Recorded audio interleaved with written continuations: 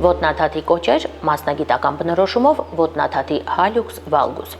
Անվանումը նկարագրում է ոտնաթաթի առաջին մատի ոսկրերի միմյանց նկատմամբ դեֆորմացիան։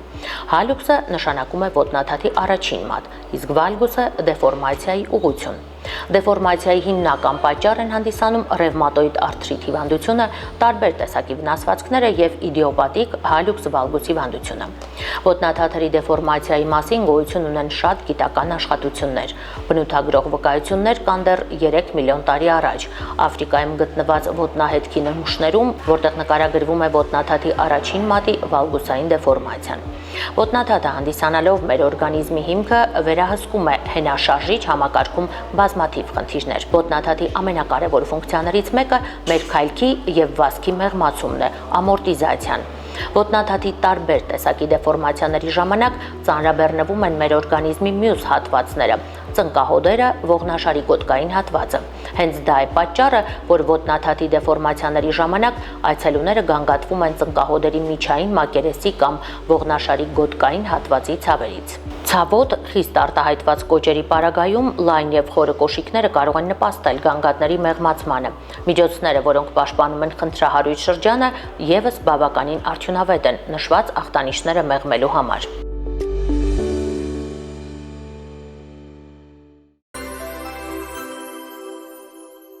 Բարև հարգելի հեռուստադիտող, կրկին Մեդինֆորմն է եթերում եւ կրկին խոսելու ենք ամենակարևորի մասին, առողջության եւ խաթարված առողջության վերականգնման մասին։ Այսօրվա մեր թեման հալյուքս վալգուսն է կամ ոտնաթաթի առաջնային մատերի ծռվածություն, հատկապես բութ մատի եւ այս ամենի ինչից է առաջանում եւ իհարկե ունի նաեւ իր լուծումները։ Այս ամենի մասին սիրով զրուցել եմ եկել Իզմիրլյան բժշկական կենտրոն եւ օրթոպեդ վնասվածքաբան Երեմ Պողոսյանն է մեր զրուցակիցը լինելու։ Բարև բժիշկ։ Բարև ձեզ։ Շնորհակալ եմ հրավերս ընդունելու համար եւ այս կարևոր հարցի շուրջ կարծում եմ կանայք ակնկալում են հետաքրքիր ինֆորմացիա ձեզանից։ Ես նույնպես շնորհակալ եմ։ Եվ այսպես սկսենք ոտնաթաթի այդ հենց մատների շրջանում դեֆորմացիայից, հալյուքս վալգուս կամ այո, ինչպես ենք մենք ասում, կոճերի առաջացում, այս ամենը իհարկե նույնացնում ենք այս բժշկական տերմինի հետ։ Խնդրեմ ներկայացրեք դրա առաջացման պատճառները։ Նախ ասեմ, որ շատ տարածված խնդրի մասին պետք է խոսենք եւ գրեթե տարածումը ունեն հանդիպում են տարածումը կանանց մոտ եւ գրեթե շատ մեծ մասի մոտ ունենք այս արտահայտված խնդիրը, սակայն ոչ բոլորն են դիմում վիրահատական միջամտության, ինչի հետ է դա պայմանավորված, քանի որ ոտնաթաթի առաջային հատվածի դեֆորմացիաների պարագայում մարդիկ շատ հեշտ կարողանում են հարմարեցնել ինչ-որ կոշիկը կամ կարողանում են ինչ-որ կերպ կրելով սահմանափակումներ կարողանում են առօրյան իրենց վարել, բայց պետք է նշեմ, որ դա ոչ թե էսթետիկ խնդիր է, այսինքն դա միայն կոչ ասվածը չի, ինչը շատ հաճախ մարդկանց մոտ հենց այդպես է տպավորությունը, այլ հենց ոտնաթաթի ֆունկցիայի բիոմեխանիկայի խախտման հետևանքով առաջացած խնդիր է, այսինքն այդ կոճը, որ մենք դրսից տեսնում ենք, դա առաջի մատի թեքվածությունն է արդեն եւ երբ որ պետք է անդրադառնանք այդ հարցին, պետք է ուղղվի առաջի մատը, ոչ թե հեռացվի կոճը, ինչպես որ շատերի մոտ այդպես կարծիք կա։ Այսինքն մատը ուղղելով մենք կարող ենք հետագայում ուղղել նաև կոճը, թե եթե արդեն կոճը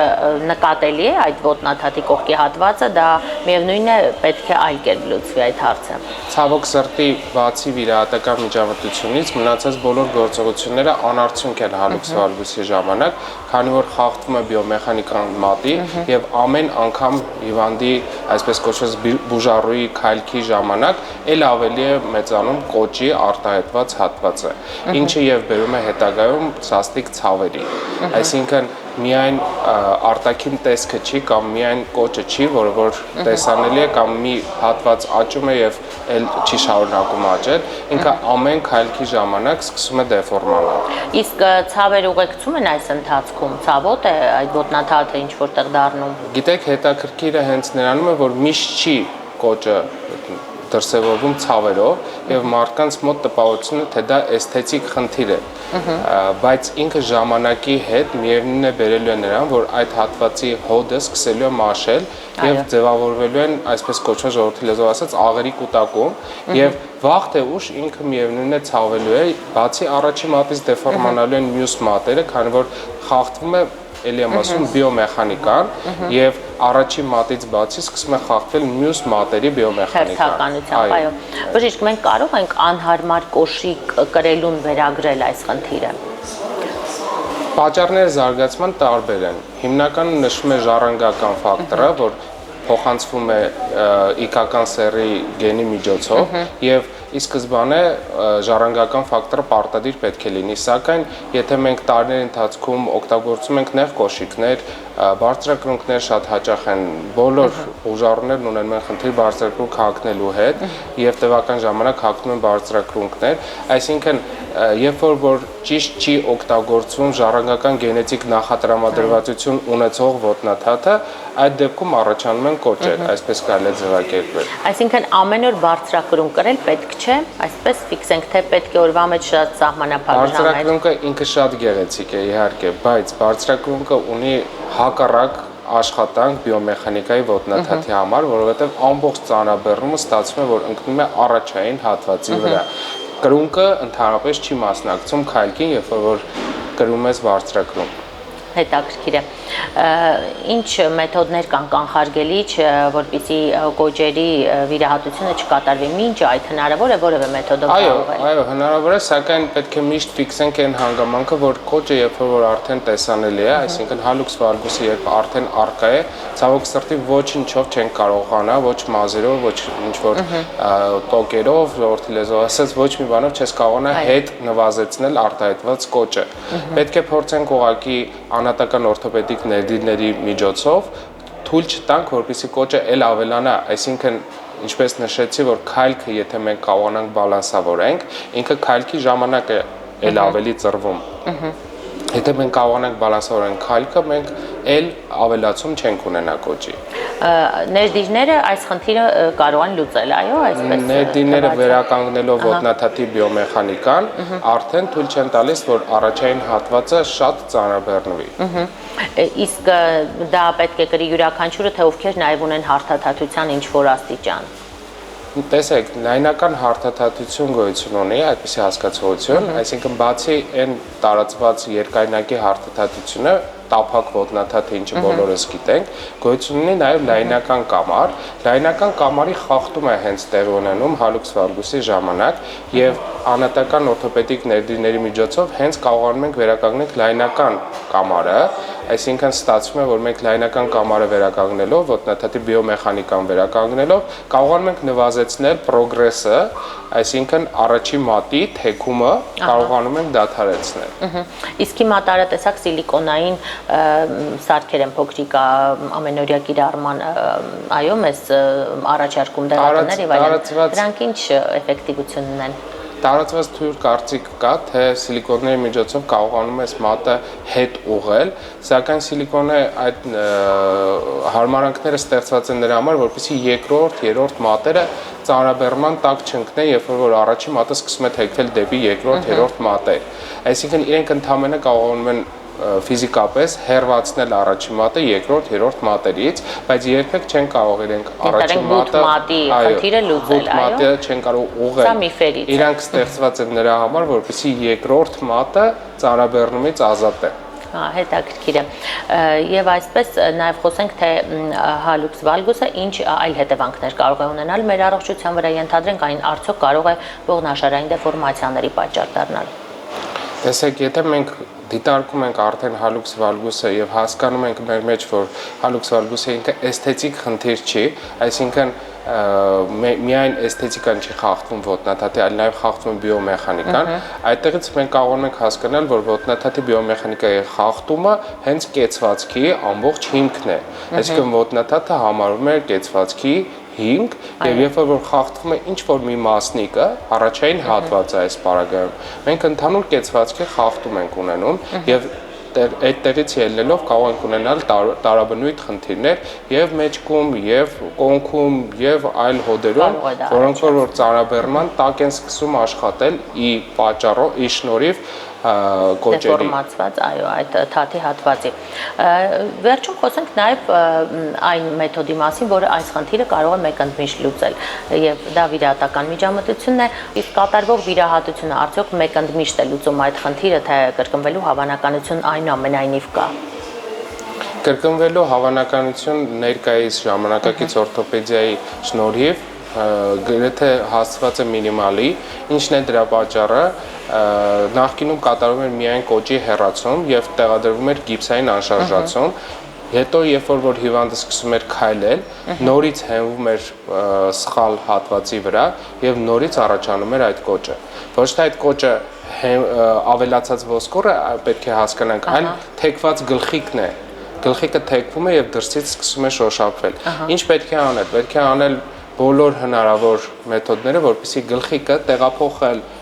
այն կետը, որտեղ որ իրականում պետք է լինի, եւ հենման քայլքի ժամանակ արդեն ինքը էլ չի պտտվի։ Այսինքն կմնա այն հատվածում, որտեղ որ կար։ Դրանով մենք արդեն կազատվենք կրկնումից։ Այսինքն ներկայիս թե պտուտակները, որոնք որ մեզ թույլ են տալիս կրկնակի կայունություն ստանալ, եւ հատուկ հարմարեցված կոշիկներ, որոնք որ մեզ թույլ են տալիս, որպեսզի գիպսային անշարժացումից ազատվել, մեզ ստեղծել են մի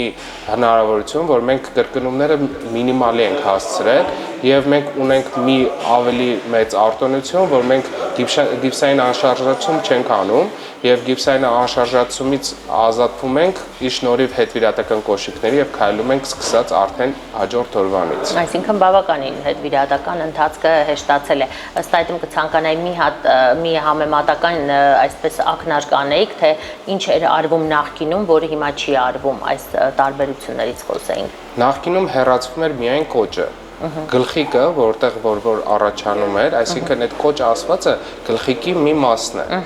Գլխիկը չէր տեղափոխվում եւ բիոմեխանիկան ոտնաթաթի չէր վերականգնվում։ Դրա պատճառով նորից հիվանդը երբ սկսում էր քայլել, օգտագործել ակտիվ կյանքում, նորից գլխիկը սկսում էր թեքվել եւ արտաքինից շոշափվում էր։ Այսինքն պետք է վերականգնել ոտնաթաթի բիոմեխանիկան, վերականգնել քայլքը, այլ ոչ միայն արտաքին տեսքը։ Դրա համար ես միշտ նշում եմ, որ հալուքս վալգուսը դա էսթետիկ խնդիր չէ, դա ֆունկցիոնալ խնդիր է եւ պետք է վերականգնել ոտնաթաթի ֆունկցիան, երբ կատարվում է վիրահատական միջամտություն։ Այո, իսկ վիրահատական առումով տարբերությունները նախկին եւ հիմա այսպես հետվիրահատական ընթացքի համար շատ են տարբեր։ Այո, բավականին, քանի որ մենք հիմա գրեթե բոլոր դեպքերում չենք կատարում գիպսային անշարժացում, այլ փոխարինում ենք հատուկ հետվիրահատական կոշիկներով, որը որ մեզ հեշտացնում է շատ հիվանդի հետագա խնամքը եւ հիվանդը ինքնուրույն կարողանում է կազմակերպել հետվիրահատական շրջանը, այսինքն գանված չի լինում նստասալյակի վրա, այլ կարողանում է ինքը քայլել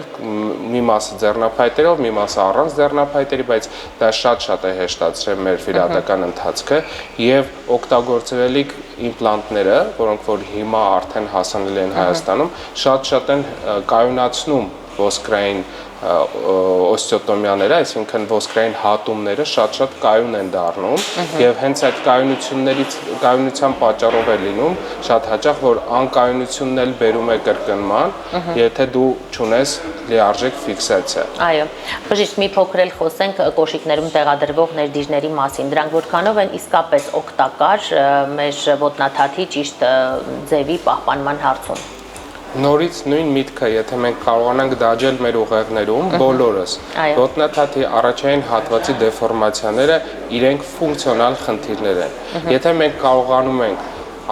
անատական օրթոպեդիկ ներդիրների միջոցով ստեղծել մի վիճակ, որ վերականգնում ենք ֆունկցիան, այսինքն բեռնաթափում ենք առաջային հատվածը, մենք ունենում ենք արդեն մի վիճակ, որի ժամանակ ֆունկցիան է վերականգնված եւ մենք խնդիրը կարելի ասել գրեթե լուծում ենք, սակայն էսթետիկ առումով մենք անատական ներդիրների միջոցով չենք կարող ոչինչ անել։ Այո, շնորհակալ եմ բժիշկ հետաքրքիր ինֆորմացիայի համար եւ վստահ եմ շատերը ստացան այն պատասխանները, որոնք նրանց հետաքրքրում է արդեն դեֆորմացված ոտնաթաթ ունենալու դեպքում ինչպես վարվել եւ ինչն է կարեւոր եւ խնդիրը իրականում ինչումն է։ Շնորհակալ եմ։ Ես եմ շնորհակալ։ Հարգելի հեռուստադիտող, շնորհակալ եմ նաև ձեզ ուշադրության համար եւս մեկ անգամ հիշեցնեմ, իմ զրուցակից Իզմիրլյան բժշկական կենտրոնի օրթոպեդ վնասվածքաբան Երեմ Պողոսյանն էր եւ մենք այսօր խոսեցինք ոտնաթաթի դեֆորմացիայի մասին, հալուքս վալգուսի մասին, կոճեր ասվածը, որոնք այդքան անհանգստացնում են շատ կանանց։ Իհարկե, կարծում եմ դուք անհրաժեշտ եզրակացություններ արդեն արեցիք մեր հաղորդումը դիտելով։ Այսքան այսօրվա համար եղեք տեղեկացված, հետևելով Medinform-ին, իսկ մենք կհանդիպենք։